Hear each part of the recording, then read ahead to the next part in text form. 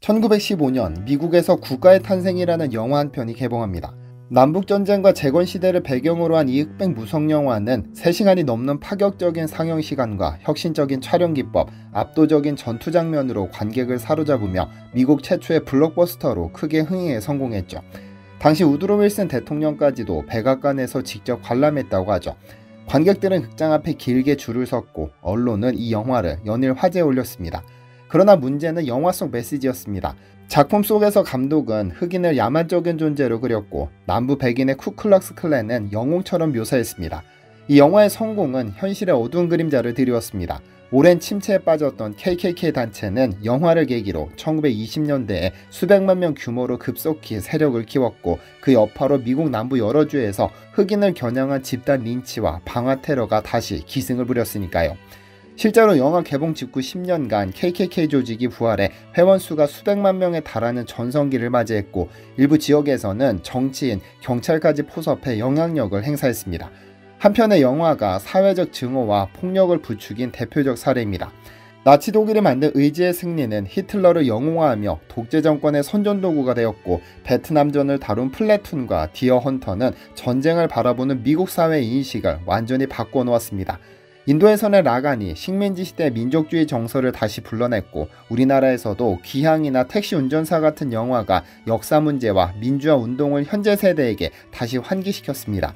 이처럼 문화 콘텐츠가 현실 사회에 미치는 영향은 시대와 장소를 막론하고 강력해질 수 있으며 때로는 그것이 긍정적이든 부정적이든 현실의 무기가 되곤 합니다. 그리고 최근 이런 일이 매우 노골적인 형태로 중국에서 벌어졌습니다. 안녕하세요, 디스멘털입니다. 약 한 달 전 중국에서 731이라는 영화가 개봉했습니다. 제목에서 알 수 있듯 일본군 731 부대의 만행을 소재로 한 작품입니다. 이 영화는 개봉과 동시에 중국 사회에 큰 파문을 일으켰는데요. 먼저 흥행 성적부터 전례 없는 기록을 세웠습니다. 중국은 연간 박스오피스 규모만 10조 원이 넘는 거대한 영화 시장인데 731은 개봉일 단 하루 만에 3억 4,500만 위안의 수익을 올렸습니다. 이는 2025년 개봉작들 중 전쟁 영화로서는 최고의 오프닝 스코어였고 중국 영화사 전체로 봐도 손꼽히는 흥행이었습니다. 이날 중국 전역에서 이 영화의 상영 횟수는 26만 회를 넘겨 역대 단일 영화의 하루 최다 상영 횟수 기록을 갈아치우기도 했죠. 흥미로운 점은 이 영화의 개봉일이 당초 7월 31일로 예고되었다가 돌연 9월 18일로 연기되었다는 점입니다. 중국 당국이 의도적으로 개봉일을 9.18 사병 93주년에 맞춘 것이라는 해석이 나는데요. 1931년 9월 18일 발생한 만주사변은 일본 관동군의 조작으로 발발한 사건으로 일본의 침략을 알리는 신호탄이었습니다. 중국에서는 이날을 국치일로 규정, 매년 반일 감정이 가장 고조되는 날이기도 합니다. 결국 영화사와 당국은 9월 18일에 맞춰 개봉한다는 마케팅으로 애국심을 자극했고 영화 내용과 시너지 효과를 내어 흥행을 극대화시켰죠. 실제로 731은 개봉 첫 상영 시간도 오전 9시 18분으로 맞추는 등 숫자까지 활용한 연출을 선보였는데요. 이처럼 엄청난 흥행을 거뒀지만 정작 해외에서 이 영화를 둘러싼 정보는 투명하지 않았습니다. 국제 박스오피스 집계 사이트에 실적 데이터가 제대로 반영되지 않은 겁니다. 불과 2달 전 개봉해 중국 내 애국주의 열풍이 일으킨 또 다른 영화 난징사진관의 경우 재빨리 그 수치를 공개한 것과 대조적이었죠. 그래서 이 영화는 상업적 성공이 아닌 정치적 목적을 띠고 있다는 비판이 쏟아졌습니다. 이런 논란은 제쳐두고 영화는 일본군 731 부대의 실상을 매우 적나라하게 묘사합니다. 731 부대는 제2차 세계대전 당시 만주 하얼빈에 주둔한 일본 관동군 산하 특수부대로 생체실험과 세균전 연구를 자행한 악명 높은 조직입니다.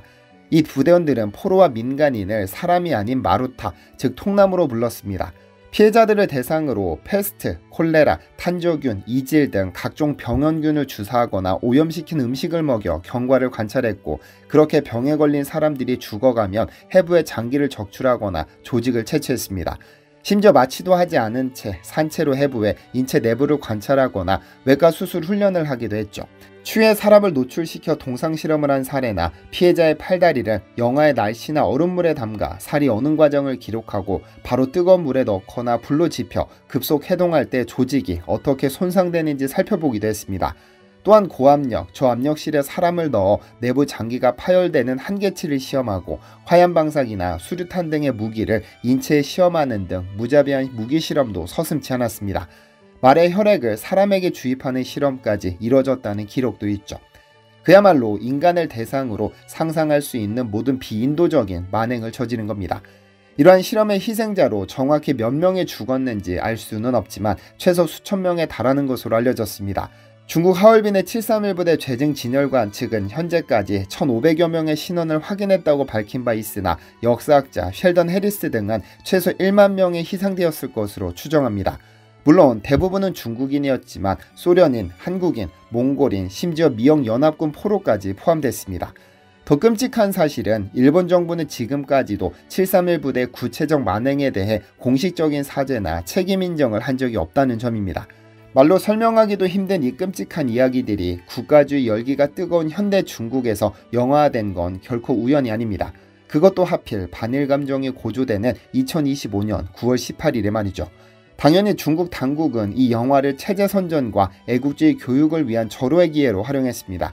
영화가 개봉하자 관영 매체들은 연일 극장 반응을 크게 보도했습니다. 관객들이 눈물을 흘리는 모습, 엔딩 크레딧이 다 올라간 뒤에도 관객 전원이 자리를 지키며 국치를 잊지 말자, 역사를 기억하자라며 구호를 외치는 장면, 함께 국가를 재창하는 모습 등을 대대적으로 전파했습니다. 매체들은 이러한 관객들의 격한 반응을 애국심의 발현이라고 썼죠. 반면 영화의 고중어류나 지나친 연출을 지적하는 비판적 목소리는 중국 SNS에서 즉각 삭제되거나 글쓴이의 계정이 정지당했습니다. 정부가 정보를 통제하면서 집단 감정을 의도적으로 동원한 겁니다. 중국 공산당의 이념 선전에 부합하는 영화를 흔히 주선율 영화라고 하는데 이번 영화는 주선율 영화의 대표격입니다. 혹자는 중국의 애국주의 마케팅을 한 건 새삼스럽지 않다고 생각할 수도 있겠습니다만 문제는 현실에서 극단적 반일 감정으로 이어졌다는 사실. 영화 개봉 직후 중국 내 일본인 사회는 바짝 긴장해야 했습니다. 광둥성 선전의 일본인 학교는 일시 휴교에 들어갔고 상하이의 일본인 학교는 온라인 수업으로 전환했습니다. 베이징 일본인 학교에는 방검복을 입은 무장 경비요원이 배치되는 등 각 일본인 학교가 긴급 안전대책을 마련했습니다. 주중 일본 대사관은 중국 내 거주 일본인들에게 공공장소에서 일본어 사용을 자제하라는 안전경보까지 발령했습니다. 실제로 개봉 당일 선전의 한 쇼핑몰에서 일본 기업이 입주한 상점이 중국인 군중에게 둘러싸여 위협받는 등 반일 감정은 극으로 치달았는데요. 일본 언론들은 이러한 사태를 크게 보도하며 중국 공산당이 역사 문제로 민족주의를 고양하고 있다는 분석을 내놨고 일본 외무성도 중국 측에 자국민 보호 조치를 요청하며 예의주시하고 있다는 입장을 밝혔습니다. 일부에서는 일본 측이 과민 반응한 것 아니냐는 말도 나왔지만 그럴 만한 이유도 있었습니다. 영화 개봉 시점이 공교롭게도 전년도 선전 일본인 학교 인근에서 일본인 초등학생이 피살된 사건에 정확히 일주기가 겹쳤기 때문입니다. 2024년 9월 18일 선전의 일본인 학교 통학로 근처에서 44대 중국인 남성이 등교하던 10세 일본인 남자아이를 흉기로 찔러 살해한 사건이 있었습니다. 일본인 어린이를 노린 이 끔찍한 범행은 당시에도 9.18 기념일에 벌어진 반일 감정에 의한 살인이라는 의혹이 제기됐습니다. 또한 그보다 수개월 앞선 2024년 6월에는 장쑤성 수저우의 일본인 학교 통학버스 정류장에서 한 중국인 남성이 일본인 모자를 상대로 흉기 난동을 벌였습니다. 이 공격으로 일본인 어머니와 3살 아들이 부상을 입었고 이들을 지키려다 대신 칼에 찔린 중국인 안내원이 사망한 사건이 있었습니다. 이처럼 최근 들어 중국 내에서 일본인을 겨냥한 범죄가 실제로 발생한 터라 일본 사회가 중국 영화 731로 인한 반일 감정의 확산에 촉각을 곤두세우는 것은 무리가 아닙니다. 그런데 중국의 731 영화 사태를 보면서 전 세계적으로 중국 참 후진국스럽다는 평가가 나오고 있습니다. 왜냐면 과거 일본 제국주의의 피해국인 한국의 콘텐츠 제작 양상과 상당히 비교되니까요. 잠시 언급했듯 중국의 역사 영화들은 철저히 국가가 주도하는 주선율 시스템 아래에서 기획 제작됩니다. 정치적 메시지 주입과 애국주의 교육을 최우선 목표로 설정해 정부의 엄격한 검열을 받죠. 반면 한국의 역사 영화나 드라마는 민간 상업 영화사가 주도해 만듭니다. 시장에서 성공해야 한다는 전제가 있기 때문에 설령 작품에 반일, 민족주의적 정서가 담기더라도 그것만으로 승부하지 않습니다. 주인공의 서사, 보편적 정서, 장르적 재미 등을 두루 갖춰 많은 관객이 즐길 만한 엔터테인먼트로 완성시키죠. 예를 들어 한국에서 크게 흥행한 암살, 밀정, 미스터 선샤인 등 일제강점기 배경의 작품들은 모두 역사적 아픔과 민족 정서를 담았지만 러브스토리나 우정, 휴머니즘 같은 보편적 이야기에 중점을 둡니다. 이는 관객의 감정이입과 재미를 높여 자연스럽게 역사 메시지를 전달하는 효과를 냅니다. 실제로 이런 한국 작품들은 일본 내에서도 상업적 오락영화로 소비되며 오히려 일본 관객들 스스로 과거 자기 나라의 행적을 돌아보는 계기를 제공하기도 합니다. 한국에서 이런 영화가 개봉한다고 해서 일본 외무성이 나서서 외출 자제령을 내리거나 일본어 사용 자제를 요청하는 경우는 없죠.